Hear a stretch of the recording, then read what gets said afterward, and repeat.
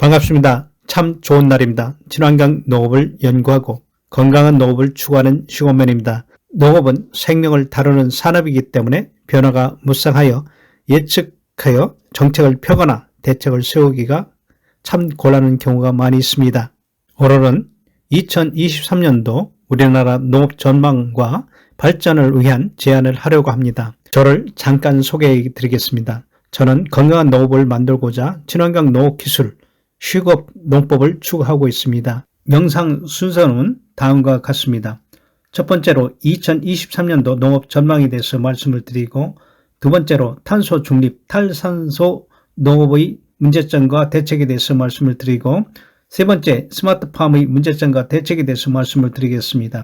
네 번째 청년 농업인 선발 정책에 대한 문제점과 대책에 대해서 말씀을 드리겠습니다. 제가 주장하는 슈거 농법에 대해서 말씀을 드리겠습니다. 슈거 농법은 영어의 약자인데 심플, 간편하고 핸디, 편리하고 오르가닉, 건강하고 유기적인, 네 번째는 퀄리티, 고품질의, 그 다음에 울트라 프로덕티브, 초생산성, 영문자 단어의 앞자리를 따서 만든 단어입니다. 이러한 실천 방법은 누구나 쉽게 따라하는 친환경 농법책에 나와 있습니다. 한번 참고하시기 바랍니다.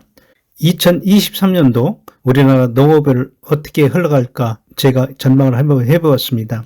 이 전망이라는 것은 맞을 수도 있고 틀릴 수도 있습니다. 첫 번째, 농업에서 농업소득의 계속적인 감소입니다. 농업소득이 1,000만 원 내외로 정체되고 있습니다. 올해도 그리고 내년에도 마찬가지로 농업 생산비가 꾸준히 오르고 있습니다. 농기계를 비롯해서 비료, 농약, 인건비, 에너지 비용들이 생산 원가가 올라가고 있습니다.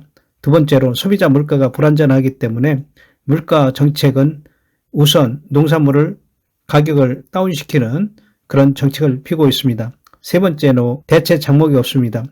논농사에서는 쌀값이 싸기 때문에 대체 장목을 찾기가 어려웠고요. 밭농사에서도 마찬가지입니다. 요새 몇 년째 고구마 가격이 좋지 않습니다. 최근에 고구마 대체 작물로서 단호박 면적이 늘고 있습니다. 그런지 단호박 가격이 떨어지고 있습니다. 이러한 풍선 효과가 각 작물에서 나타나고 있기 때문에 농산물이 부분적으로는 과잉이 될 수가 있습니다. 두 번째로 문제점이 농산물 시장의 가격 불안정입니다. 원인의 첫 번째는 경제 불황으로 인해서 소비자의 소비 패턴을 예측할 수가 없습니다. 지금 배추 가격이 폭락했습니다. 재배 면적이 평년과 거의 같은 수준인데 배추 소비가 되질 않습니다.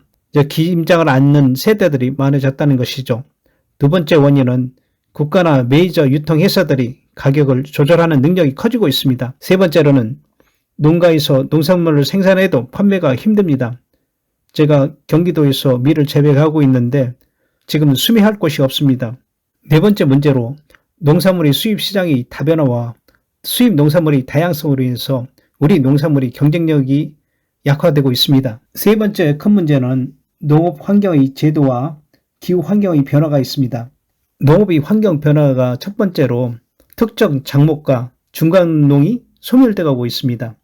농업 환경에 있어서 지금 국가의 간섭이 심화되고 있습니다. 국립품질관리원이나 이런 데서 농약 성분의 안전성 강화가 그리고 심화되고 있고 농적 규제가 더 심화되고 있습니다. 국가가 소비자 중심의 정책으로 인해서 생산, 수급 조절의 농가에는 소득이 보장이 없습니다. 세 번째로는 기후 환경의 변화가 심화되고 있습니다.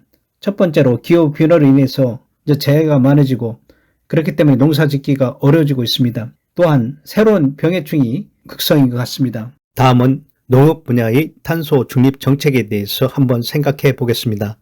농림정책당국에서 탄소 중립 즉 탈탄소 정책에 대한 홍보와 세미나는 많이 하고 있습니다.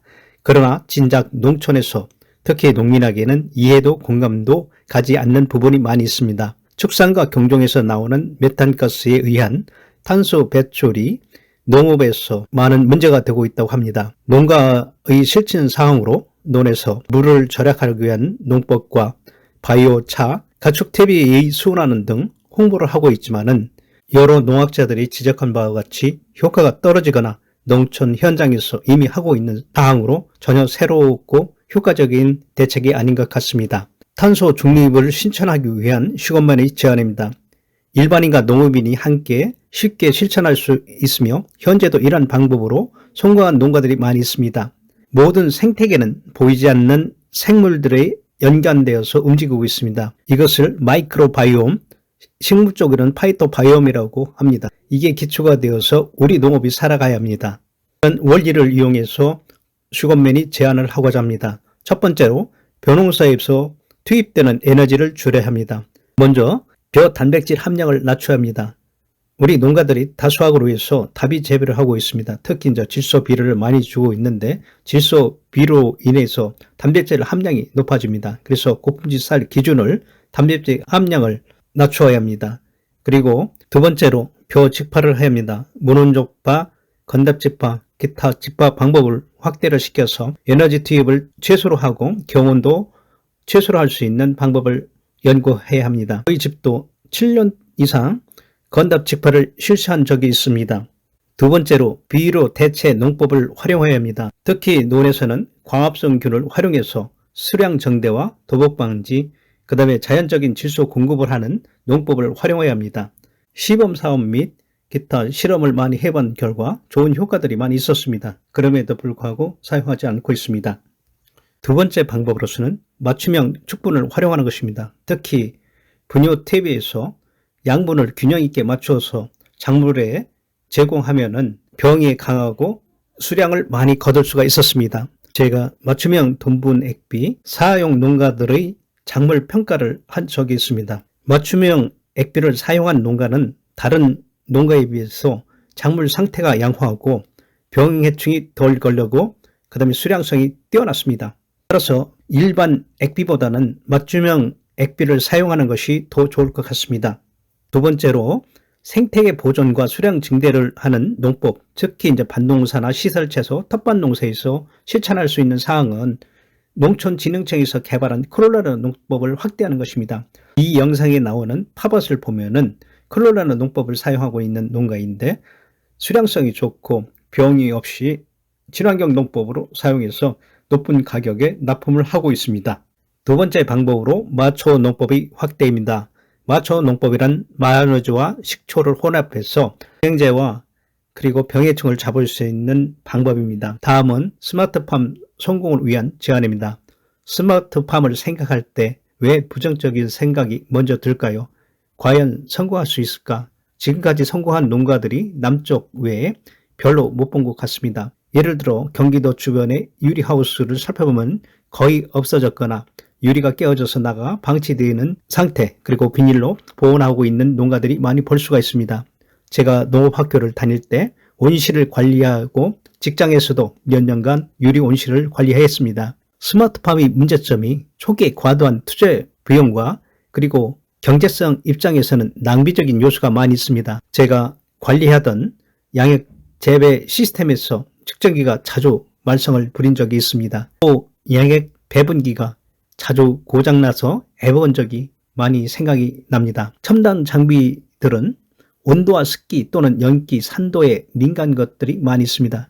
그리고 시설이나 자연에서는 이러한 조건이 극한값에 달하는 경우가 많이 있습니다. 이러한 정밀한 센서나 장비는 고가거나 또는 수입품들이 많이 있었습니다. 저희 30년 전 경험담입니다. 제대로 된 스마트팜을 설치하기 위해서는 땅값을 빼고 평당 100만 원 정도 들어야 할 것 같습니다. 따라서 스마트팜에 대해서 다음과 같이 제안을 하고자 합니다. 첫 번째로 첨단은 꼭 필요하지만 다 필요하지 않습니다. 신뢰성이 있고 꼭 필요한 단순한 것부터 적용해야 합니다. 농업은 살아있는 생물입니다. 따라서 변화가 심하기 때문에 많은 데이터를 축적하여도 표준화가 어렵습니다.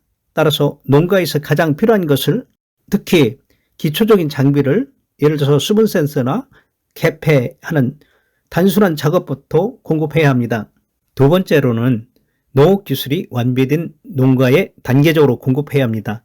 농촌진흥청에서 농가 표준 진단표가 있는데 시설이 완전히 갖춘 농가를 상위 농가로 기록되고 있습니다.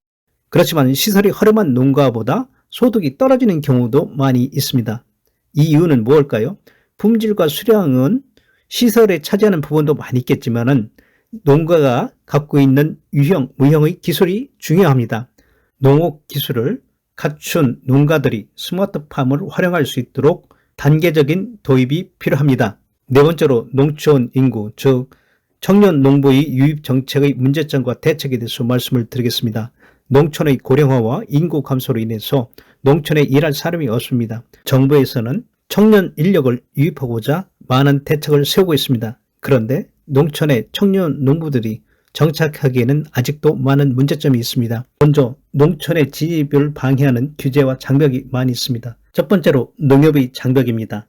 내 눈에 밀농사를 짓기 위해서 파종 전에 비료를 사기 위해서 구매 담당자에게 여러 가지 비료를 신청했는데 제가 농업경영체가 등록이 되지 않아서 비료를 구입할 수가 없다고 합니다. 농민에게 주는 세제 혜택 없이 제가 비료를 산 적이 있습니다. 두 번째, 국립농수산물 품질관리원의 장벽입니다.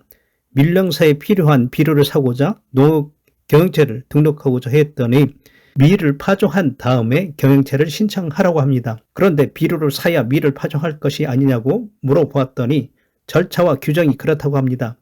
따라서 임시라도 농사를 지을 수 있도록 비료를 살 수 있도록 조치를 취하지 않나 생각이 됩니다. 두 번째로 청년들이 농촌에 진입하기 위해서는 다양한 컨설팅이 필요합니다. 청년 농부들이 지금 농업 컨설팅을 받고 있는데 대부분 농업 경영 컨설팅을 받고 있습니다. 물론 경영 컨설팅이 필요합니다. 그러나 저비용으로 다수화할 수 있는 고품질 농산물을 생산하기 위해서는 기술 없이는 소득을 절대 올릴 수가 없습니다. 그래서 기술 컨설팅을 강화해야 합니다. 또한 기술 컨설팅과 농업 경영 컨설팅을 같이 받도록 해야 할 것입니다. 컨설팅 자격이 있는 개인도 컨설팅을 할 수 있도록 제도를 개편해야 합니다. 일정한 조건을 갖추면 농업 컨설턴트로 등록할 수 있는 등록제를 제한합니다. 두 번째로 성공한 농가에서 청년 농부들이 배워야 합니다. 초보 농가나 청년 농업인들은 처음부터 성공한 농업인에게 배워야 성공하는 농업을 배울 수가 있습니다. 전국 각지에 성공한 농가들이 많이 있습니다. 그들을 연결하여 노하우를 전파하는 네트워크를 만들어야 합니다. 그래서 청년 농부들을 육성하여야 성공하는 농업이 될 수 있습니다. 지금까지 2023년도 한국 농업 전망과 정부 정책의 효율적인 추진을 위하여 저희 짧은 소견을 피력하였습니다. 특히 저희 개인적인 생각입니다. 23년간 우리 농업 소득이 1,000만 원 내외로 변하지 않고 있습니다. 우리 농업의 한계를 극복하기 위한 대책이 참으로 어렵습니다.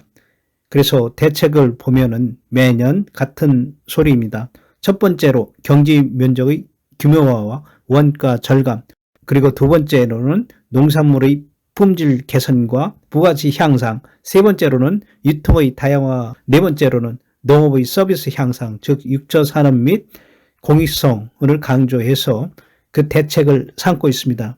우리 농업이 앞으로 세계의 불황과 각국의 이익을 도모하는 경쟁에서 살아남아야 할 넥스트 노멀 시대에 우리 농업의 발전 방향에 대해서 생각해 보았습니다. 토론과 세미나, 강의, 컨설팅은 항상 환영합니다. 유튜브는 건강한 농업을 그리고 누구나 쉽게 따라하는 친환경 농법을 보수를 했습니다. 종자기술사, 농화기술사, 시설원의 기술사, 식물기사 외에 다수가 있습니다. 한국 컨설팅 협회에서 인정한 농업 경영 컨설턴트 1호를 갖고 있습니다. 끝으로 구독과 좋아요는 친환경 농업을 연구하고 전파하는 데 큰 도움이 됩니다. 감사합니다.